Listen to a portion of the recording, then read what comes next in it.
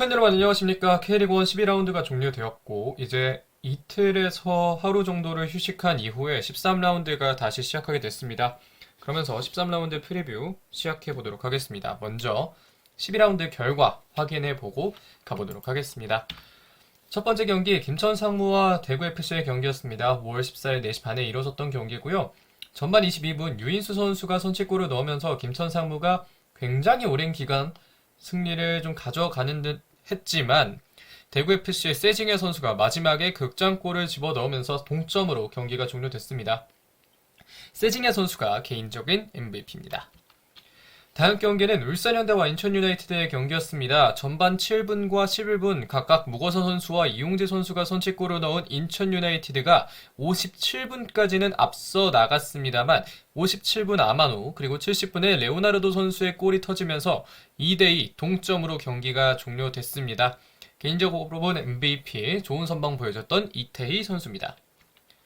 다음 경기로 넘어가 보겠습니다. 다음 경기는 수원 삼성과 성남 FC의 경기였습니다. 수원 삼성의 전진우 선수가 마지막에 경련이 올라온 상황에도 득점에 성공하면서 좋은 득점을 보여줬고 이 골이 골든골과 다름이 없는 마지막 득점이 되면서 수원 삼성이 승리를 가져갔고요. 전진우 선수가 개인적으로 뽑은 MVP입니다. 다음 경기로 넘어가 보겠습니다. 다음 경기는 수원 FC와 제주 유나이티드의 경기입니다.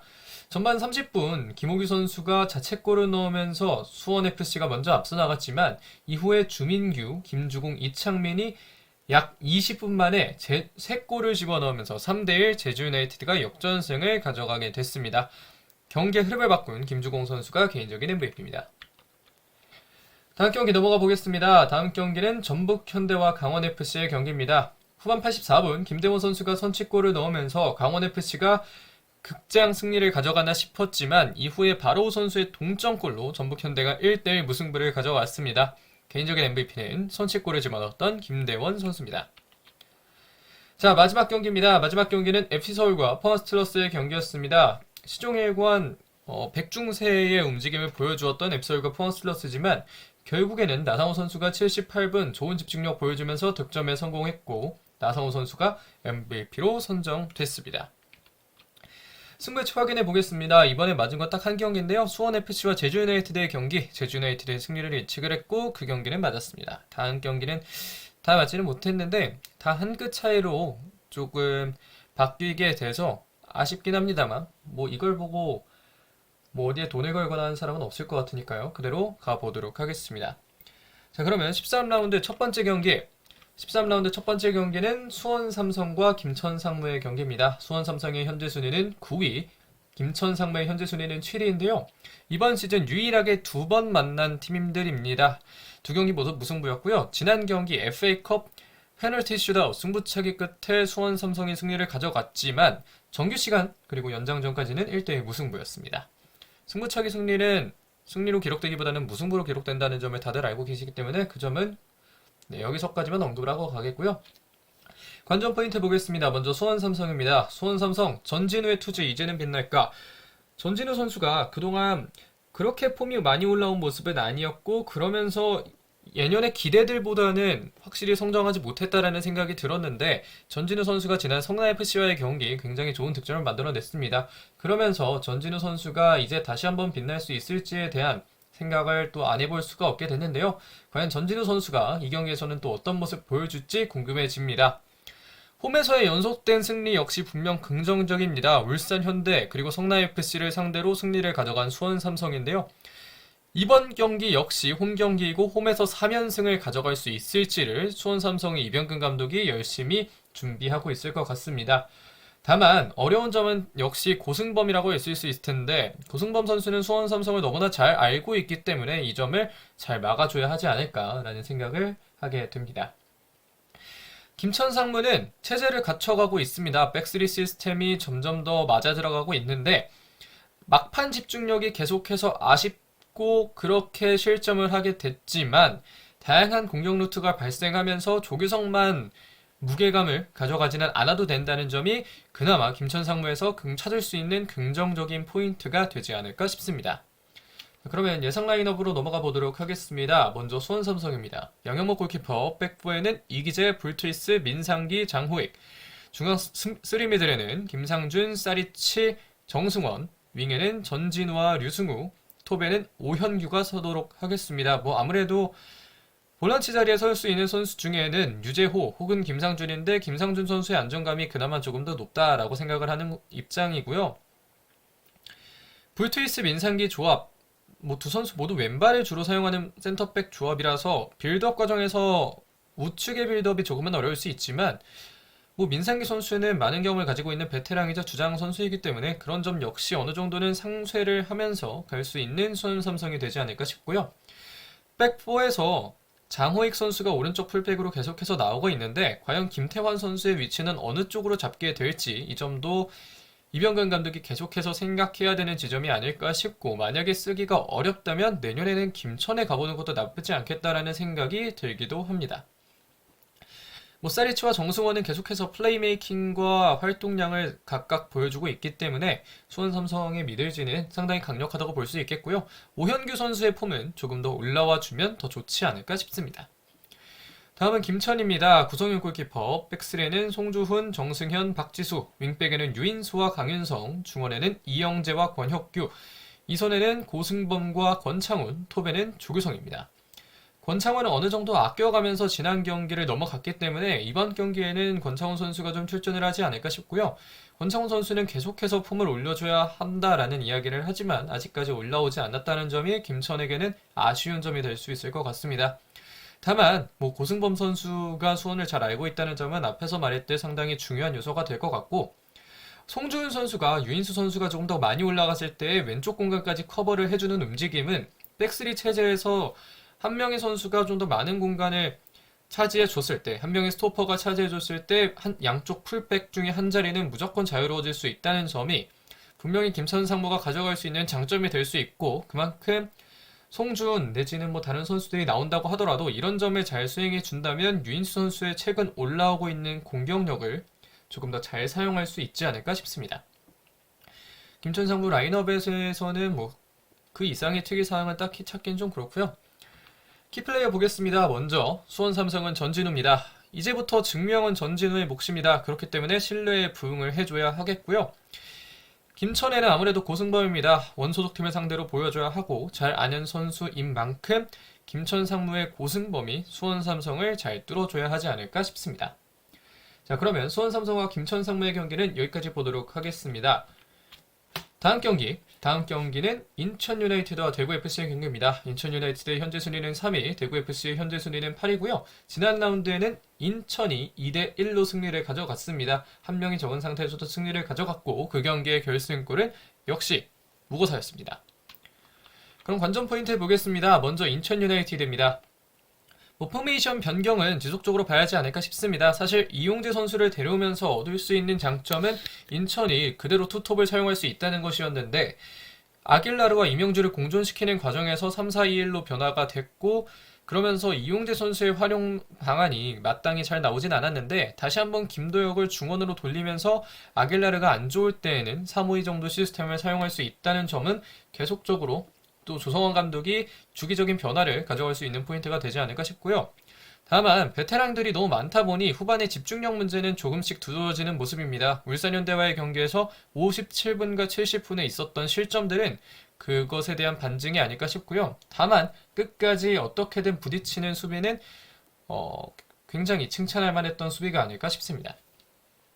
다만 울산현대와의 경기에서 본인들끼리 부딪히는 모습 또 너무나 뭐라고 해야 될까요? 너무나 강력하게 들어갔기 때문에 본인들이 오히려 더 부상을 당하는 경우가 있었는데 이런 점은 인천 유나이티드 선수들이 조금 더 고려를 하면서 플레이를 해줘야 본인들이 다치지 않고 경기를 할 수 있을 것이라고 생각을 좀 하고 있습니다.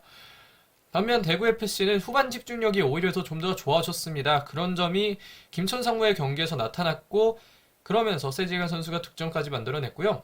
중원에서 플레이메이킹이 상당히 중요합니다. 그것이 세 번째 관전 포인트인 세징야가 전방에 있어야 한다는 것과 연결이 되는데 중원에서 라마스 선수가 조금 더 공격적인 측면에서 플레이메이킹을 해줘야 그래 세징야가 위쪽에서 플레이메이킹 내지는 본인만의 개인 전술을 통해서 득점을 해낼 수 있는데 그런 점들이 라마스 선수에게 아직까지 보이지 않는다는 점은 조금은 아쉬운 점이 되지 않을까 싶습니다.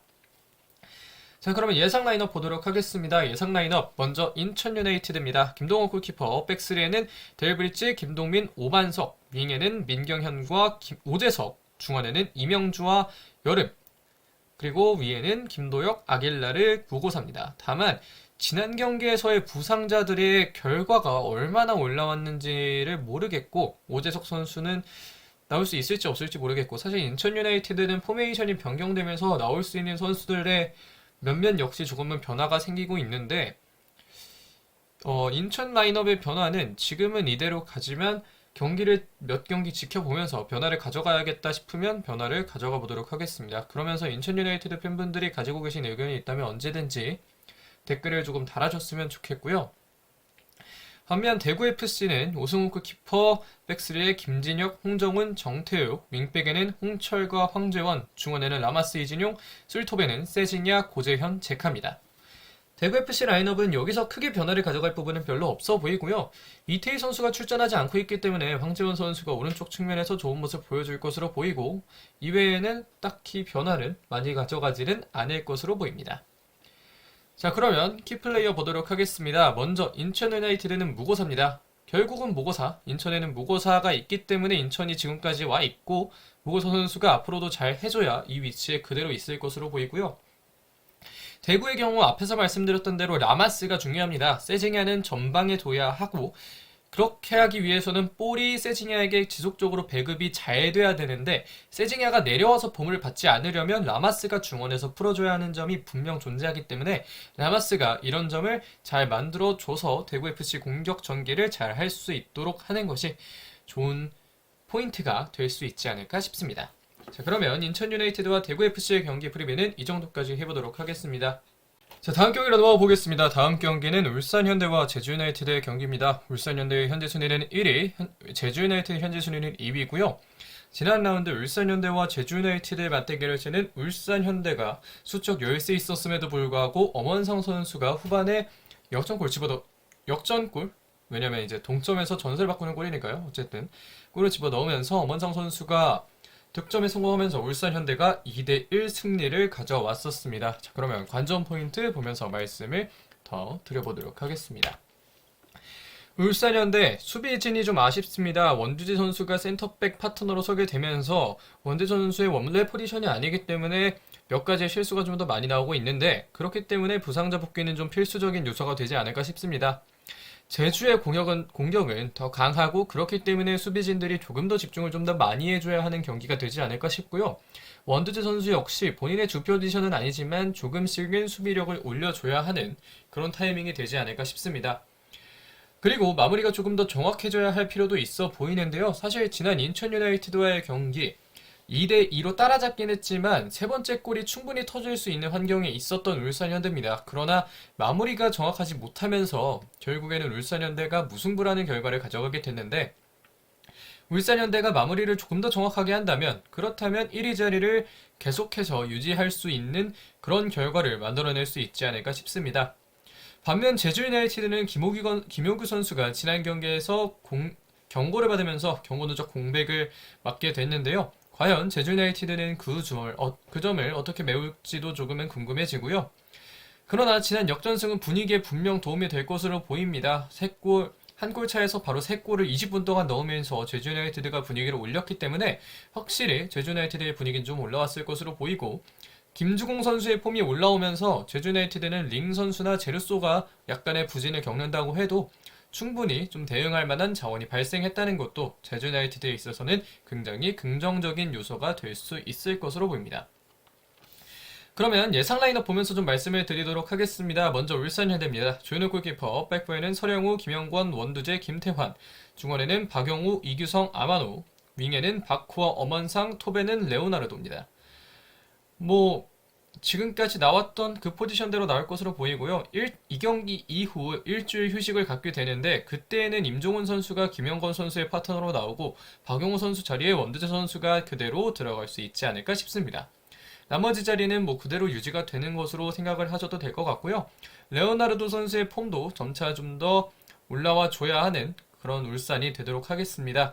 벌써 이번 시즌 9골을 넣은 레오나르도이기 때문에 리그가 절반을 돌기 전에 리그에서도 좀 더 많은 득점을 기록한다면 울산 현대 입장에서는 그보다 더 좋은 결과는 없을 것으로 보입니다. 다음은 제주 유나이티드입니다. 김동준 골키퍼, 백스리는 정훈, 이지솔, 김봉수, 윙백에는 정우재와 안현범, 중원에는 최영준과 이창민, 윙에는 제르소, 김주공, 주민규입니다. 아무래도 링 선수의 최근 폼이 약간은 부상 등으로 인해서 떨어져 있고 그만큼 김주공 선수의 활약이 중요한데 김주공 선수가 지난 경기 들어가자마자 약간의 분위기를 바꿔주면서 좋은 모습 보여줬기 때문에 김주공 선수가 아마 오른쪽 윙 자리에서 지난 경기들과 같은 폼을 보여준다면 제주 유나이티드는 여러 가지 공격 옵션을 한 번에 갖추게 되는 게 될 것 같고요. 김호규 선수의 공백은 이지솔 선수가 맡아줘야 제주 입장에서도 시즌을 길게 보고 갈 수 있는 그런 흐름을 만들어줄 수 있지 않을까 싶습니다.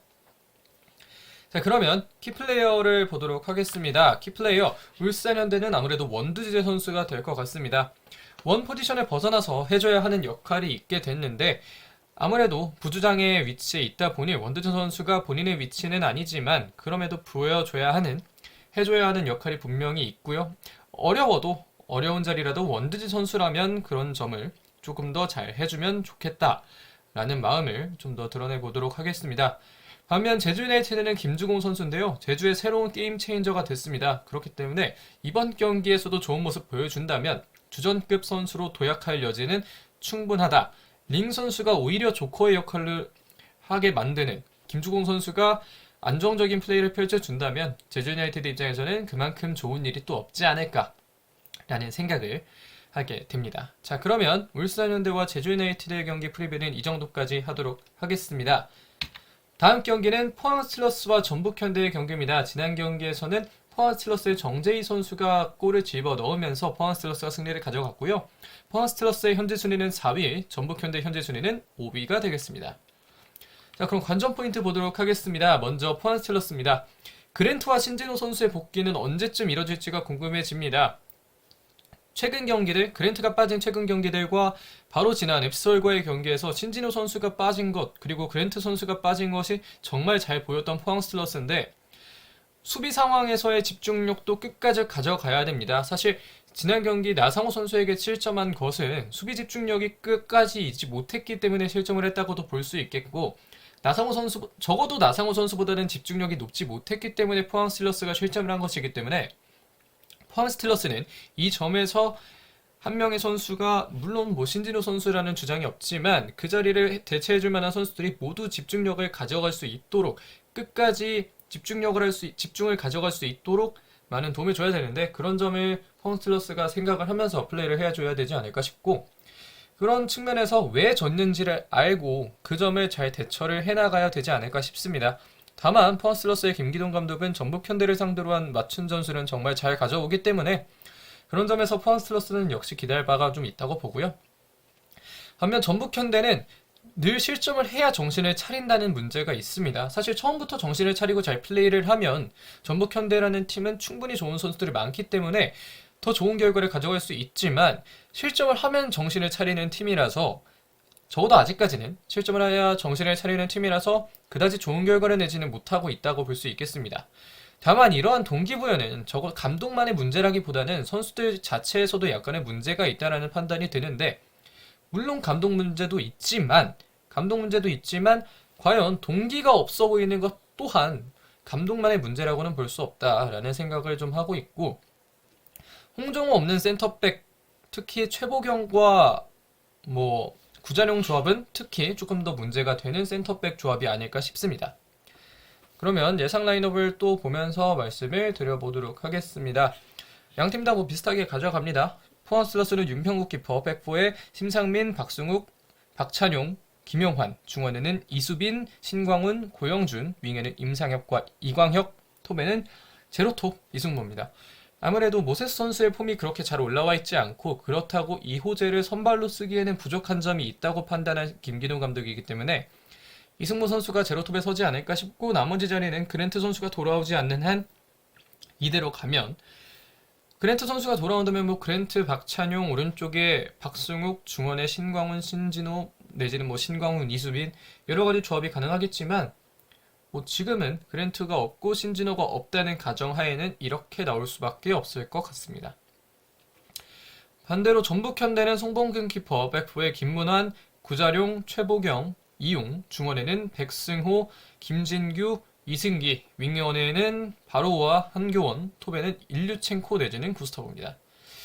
일단은 일류첸코를 놓기는 했는데 최근에 구스타보 선수의 기용폭도 점점 더 늘어나고 있고 지난 경기만 해도 단적으로 보여주는 예시라고 생각이 드는데 일류첸코 선수가 후반에 주커로 투입되는 뭐 그런 여러가지 활용을 하는 방식에 있어서 지금은 구스타보 선수가 일류첸코 선수보다는 조금 더 앞서 있다라는 생각이 들고요. 김문환 선수가 왼쪽으로 기용이 되기 시작했습니다. 김진수 선수가 몸이 좋지 않다면 왼쪽 자리에 설 수 있을 만한 선수가 박진성 내지는 뭐 다른 선수들이 있을 텐데 그 선수들보다는 김문환 선수가 조금 더 믿음직하다고 판단한 김상식 감독인 것 같고요. 센터백 자리에서 홍정호 선수가 여전히 몸이 좀 좋지 않은 모습을 보였기 때문에 그렇다면 최보경, 구자룡 조합이 나오게 되지 않을까 내지는 두 선수 중 한 명이 박진섭 선수로 대체되는 그런 정도의 결과가 아니라면 다른 결과는 딱히 보이지는 않습니다. 중원에는 역시 김보경 선수가 맹장 수술로 인해서 중원에 백승호, 김진규, 이승기로 조합이 좀 되지 않을까 싶고요. 한교원 선수가 부상 복귀해서 계속해서 좋은 모습 보여주고 있다는 점은 전북현대에게 긍정적인 요소가 될 수 있을 것 같습니다. 자, 그러면 키플레이어 보도록 하겠습니다. 먼저 포항 스트로스는 고영준 선수입니다. 결국은 고영준의 힘으로 뚫어내야 됩니다. 전북 중원을 뚫으려면 수비 정향이 짙은 이수빈과 신광훈을 대신해서 앞에서 고영준 선수가 해줘야 되는 역할이 많기 때문에 전북 중원을 뚫기 위해서 이런 점들을 잘 해줘야 되지 않을까 싶고요. 반면 전북현대는 최보경 선수가 중요해질 것으로 보입니다. 뭐 박진섭 선수가 대신 나올 수도 있지만 어쨌든 최보경 선수가 나오게 된다면 수비 상황에서의 중심을 잡아줘야 하고 특히 최보경 선수가 나온다는 이야기는 결국 홍정호 선수가 나오지 못한다는 이야기이기 때문에 그런 점에서 홍정호가 없을 때 최보경 선수가 얼마나 팀을 잘 이끌어 가느냐가 중요한 전북현대가 될 것 같습니다. 자, 그러면 포항 슬러스와 전북현대 프리뷰는 이 정도까지 하겠습니다. 다음 경기는 성남FC와 수원FC의 경기입니다. 성남FC의 현재 순위는 12위, 수원FC의 현재 순위는 10위고요. 지난 라운드에서는 4대3으로 난타전 끝에 성남이 승리를 가져갔습니다. 결승골은 미드필더 김민혁 선수였습니다. 관전 포인트부터 보겠습니다. 먼저 성남FC입니다. 성남FC는 이 경기가 다시 올라올 수 있는 유일한 기회라고 해도 될 것 같습니다. 흐름이 좋지 않은 수원FC고 성남FC는 지난 경기 수원FC를 상대로 좋은 경기라고 하기 좀 그렇고 어쨌든 승리를 가져갔었기 때문에 그만큼 성남FC는 수원FC를 상대로는 승점을 가져가야 되지 않을까라는 생각이 좀 들고요. 그만큼 이 경기도 못 잡으면 답이 없다고 봐도 될 것 같습니다.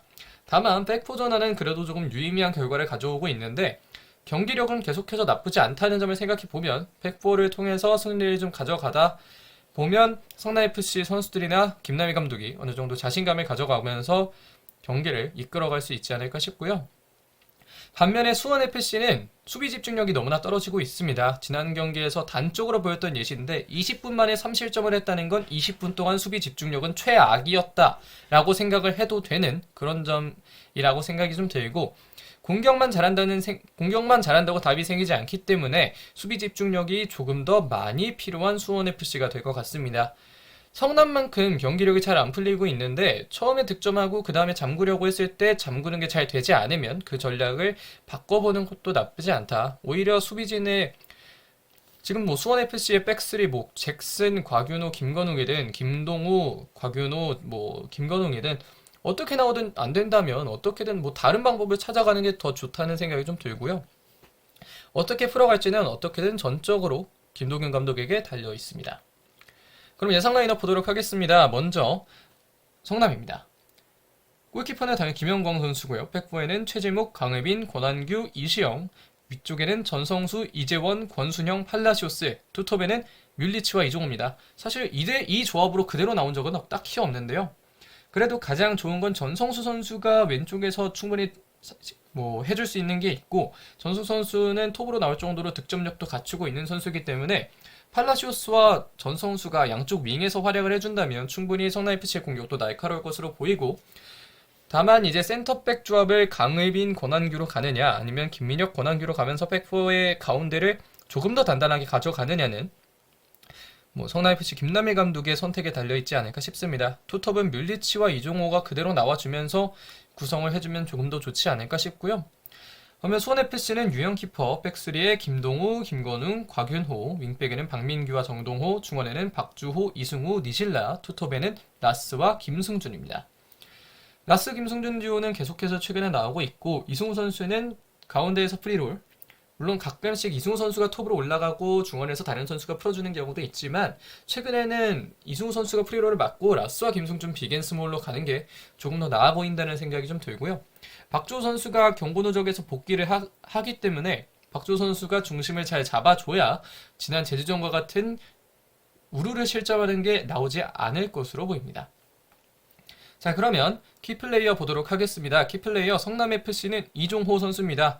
이종호의 메이드 능력이 필요한 성남입니다. 득점을 해야 팀이 이길 수 있고, 득점을 하지 못하면 그냥 잘 되는 게 비기는 거지 이기는 게 아니거든요. 그렇기 때문에 성남FC는 꼭 득점이 필요하고, 이종호 선수가 선발 출전을 하게 된다면 이종호 선수의 득점력이 상당히 중요해지지 않을까 싶습니다. 반면 수원FC는 니실라입니다. 성남을 상대로는 공격 포인트를 조금이라도 올려줄 필요가 있는데요. 특유의 활동량 그리고 투지 넘치는 플레이로 수원FC의 중원 조합에 있어서 기여를 좀 해줄 필요가 있다는 생각이 듭니다. 자, 그러면 성남FC와 수원FC의 경기 프리뷰는 이 정도까지 하도록 하겠습니다. 다음 경기는 강원FC와 FC서울의 경기입니다. 지난 라운드에서는 2대2 무승부를 가져갔던 양팀이고요. 강원FC의 현재 순위는 11위, FC서울의 현재 순위는 6위입니다. 자, 그럼 관전 포인트 보도록 하겠습니다. 먼저 강원FC입니다. 강원FC는 수비만큼은 괜찮아야 합니다. 바로 지난 경기 역시 좋은 득점을 만들어냈지만 결국은 수비 집중력이 너무나 터무니없이 무너지면서 강원FC가 무승부를 가져가게 됐는데, 그렇기 때문에 수비 상황에서는 집중력이 조금 더 높아져야 하는 강원이겠고, 그만큼 수비 집중력을 챙기지 못하면 승리는 없을 것이라고 생각을 해도 될 것 같습니다. 공격의 흐름이 그렇게 나쁜 것이라고 보지는 않기 때문에 결국은 집중력 문제고, 그만큼 집중력을 계속해서 가져갈 수 있도록 팀의 리더들이 계속해서 끌고 나가야 될 것 같고요. 반면 FC서울, 황인범의 클래스는 정말 대단합니다. 황인범 선수가 계속해서 좋은 모습을 보여주고 있는 FC서울이고, 끝까지 따라붙고 있는 나상호의 집중력 역시 지난 경기에서 승리를 가져갈 수 있게 해줬던 가장 중요한 요인 중 하나였습니다. 집중력까지 계속해서 올라오고 있는 익수볼이기 때문에 FC서울이 계속해서 반등을 할 여지는 충분히 있다라는 생각이 좀 들고요. 그러면 예상 라인업을 또 보면서 말씀을 드려보도록 하겠습니다. 예상 라인업, 강원FC부터 보도록 하겠습니다. 유성훈 키퍼, 백스리에는 윤석영, 김영빈, 임창우, 윙백에는 정승용과 김진호, 중원에는 서민우, 김동현, 황문기, 투톱에는 양현준과 김대원입니다. 지난 경기 김진호 선수가 꽤 괜찮은 활약을 해줬습니다. 김진호 선수는 이번 시즌 첫 번째 선발 데뷔전이었음에도 불구하고 좋은 활약을 보여줬고요. 아무래도 강지훈 선수가 없는 동안에는 임창호 선수가 오른쪽 스토퍼로 오른쪽 윙백으로 올라가려나 했지만, 결국에는 또 임창호 선수가 백스리에서 해줘야 되는 역할이 있고, 김진호 선수가 오른쪽 윙백 자리에서 꽤 나쁘지 않은 역할을 해줬기 때문에, 그렇다면 김진호 선수가 수비적인 역할을 어느 정도 맡아주면서 정승용 선수가 조금 더 공격에 기여를 하는 그런 방향으로 경기가 진행이 될 수도 있을 것 같습니다. 반면에 FC서울은 라인업이 꽤 괜찮아졌습니다. 양한민 키퍼, 백프에는 김진야, 오스마르, 이한범, 윤종규, 중원에는 기성용, 팔로세프치, 한순규, 윙에는 나상호와 조용욱, 톱에는 박동진입니다. 아무래도 양한빈 선수가 지난 경기 안 나왔기 때문에 이번 경기에는 좀 나을 것으로 보이고요. 최근에는 이태석 선수보다 김진애 선수가 약간은 주전 경쟁에서 앞서 나가고 있는 모습입니다. 그리고 한승규 선수는 언제 빠질지는 모르겠지만 황인범 선수가 조금 더 많은 출전 시간을 소화할 수 있을 것 같고, 다만 황인범 선수보다는 한승규 선수의 선발 기용이 조금 더 가능성이 높지 않을까 싶고요. 다만 이번 경기가 끝나고 약 일주일 정도의 휴식 기간을 거친 이후의 경기는 황인범 선수가 선발로도 충분히 나올 수 있지 않을까 싶습니다. 김신진 선수보다 박동진 선수가 최근에 기회를 좀 더 많이 받고 있는데, 그런 측면에서도 박동진 선수가 포스트 플레이를 해주는 게 앱서울의 경기력이 올라오는 데에도 중요한 요소를 해주고 있다라고 생각을 할 수 있을 것 같습니다. 자, 그러면 키플레이어 보겠습니다. 키플레이어 강원FC는 양현준입니다. 강원에 얼마 없는 찬스를 잘 메이드를 해줘야 되는 양현준 선수인데요. 물론 지난 경기에서는 김대원 선수가 메이드를 했지만 강원FC는 아무래도 양현준 선수가 최근에 보여주는 플레이들이 좋기 때문에 양현준 선수의 플레이를 조금 더 집중해서 보면 좋을 것 같고요. 반면 앱서울의 나상호 선수는 앱서울 공격의 리더입니다. 중력까지 갖춘 최고의 공격수라고 할 수 있겠는데 이대로 폼을 살려서 월드컵까지도 갈 수 있을지 계속해서 지켜보면 좋을 것 같습니다. 자, 그러면 이제는 승부 예측 시간으로 가보도록 하겠습니다. 먼저 첫 번째 세 경기 보겠습니다. 수원 삼성과 김천 상무의 경기인데요. 수원의 폼과 김천의 폼이 모두 어중간하기 때문에 개인적으로는 두 팀에게 무승부를 예측을 해보고요. 다만 두 팀 중 어느 한 팀에 걸어야만 한다. 그렇다면 김천 상무에 걸 것 같습니다. 그럼에도 불구하고 뭐 폼은 그렇게 하긴 하지만 또 수원 삼성이 홈에서 강하기 때문에 뭐 이런저런 여러 가지 생각을 해보면 수원 삼성이 무승부 정도까지는 거둘 수 있을 것으로 보이고요. 다음 경기 인천 유나이티드와 대구 FC의 경기, 인천 유나이티드가 울산 현대와의 경기를 통해서 체력이 많이 내려왔을 가능성이 높기 때문에 인천 유나이티드보다는 대구 FC가 조금 더 유리하지 않을까 싶고요. 다음 경기인 울산 현대와 제주 유나이티드의 경기는 울산이든 제주든 공격이 강한데 반면에 양팀 수비가 모두 최근에 쉽지 않은 상황이기 때문에 다득점 무승부 혹은 2대2 정도의 무승부가 나오지 않을까 싶습니다. 다음 경기인 포항스틸러스와 전북현대의 경기는 지난 경기 포항스틸러스가 맞춤 전술을 잘 짜왔다는 것에서 미루어 포항스틸러스가 좋은 결과를 만들어낼 수 있을 것으로 보이고요. 성남FC와 수원FC의 경기는 성남FC가 이제는 승점을 탈 타이밍이 온 것 같다. 그리고 지난 경기에서도 성남FC가 승리를 하면서 승점을 가져갔다는 것을 생각해 볼 때 성남FC가 충분히 유리하게 갈 수 있을 것으로 보입니다. 마지막으로 강원FC와 앱서울의 경기, 앱서울이 지난 경기 승리를 결국은 가져갔기 때문에 강원의 수비를 뚫을 서울의 공격이 좀 더 잘 이루어질 수 있을 것으로 보입니다. 자, 총정리하면 이렇게 나올 수 있을 것으로 보입니다. 자, 12라운드 끝나고 13라운드까지 시간이 얼마 남지 않았습니다. 그렇기 때문에 양 팀이 모두 모든 팀이 체력을 준비를 잘 해야 될 것으로 보이고요. 그래도 이 경기가 끝나면 적어도 쉬는 시간이 조금은 있기 때문에 그런 시간들을 남은 팀들이 잘 활용을 해줘야 되지 않을까 싶습니다. 자, 그러면 K리그1 13라운드 프리뷰는 이 정도까지 하도록 하겠습니다. 고맙습니다.